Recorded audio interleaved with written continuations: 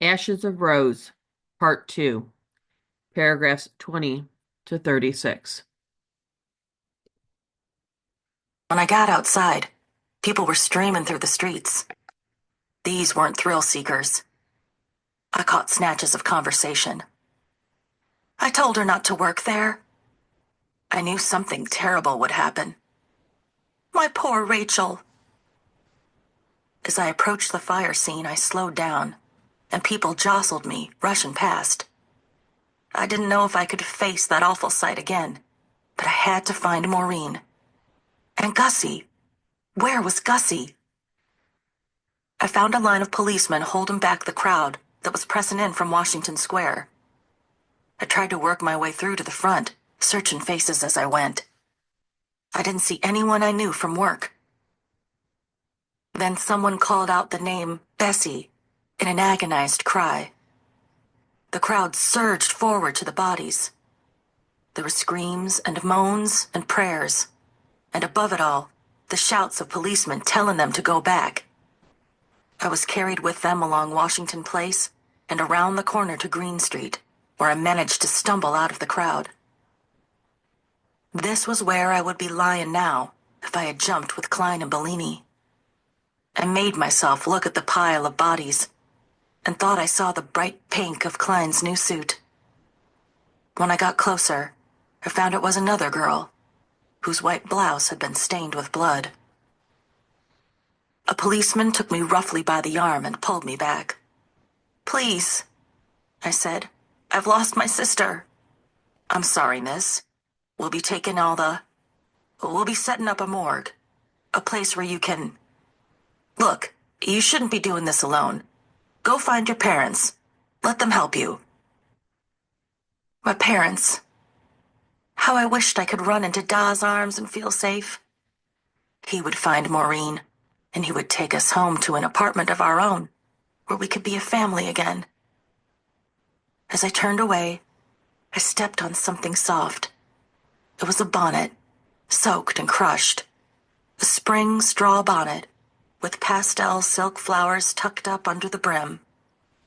I dropped to my knees, hugged the bonnet to my chest, and sobbed. I couldn't leave the scene of the fire. I didn't want to go back to that empty apartment. I watched as the firemen spread a dark red canvas over the Green Street sidewalk across the street from the Ash Building. Then they worked in pairs, carefully lifting the bodies and placing them on the canvas. I was waiting to see a body that was smaller than the others. I was waiting to find Maureen. I didn't cry anymore.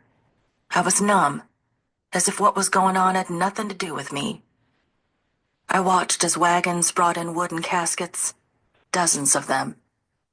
I watched as they carefully put a body in each one, then loaded the pine boxes into ambulances and patrol wagons. The crowd parted as the clanging death wagons took them away. Then darkness fell, and 2 fire trucks with searchlights were brought in. I saw firemen on the roof lower a hook to the 9th floor of the Green Street side, where several firemen pulled it into a window. When they let it swing out again, it held a long, wrapped bundle. There was a moan from the crowd as they realized what it was. Firemen on the Washington Place side were doing the same thing. Spotlights followed the bodies as they twisted and turned at the end of the cable. At each floor, a fireman leaned out of the window to keep the body from hitting the building. Such care was being taken now that it was too late. Why hadn't anyone cared enough to make sure this couldn't happen in the first place? The sad bundles were lowered down each side of the building, like an eerie trapeze performance. There were the girls I had worked with every day, had shared laughs with in the dressing room. There was a policeman picking up personal belongings, shoes, combs, purses. I clutched the hat, knowing I should give it up, but wanting to keep it.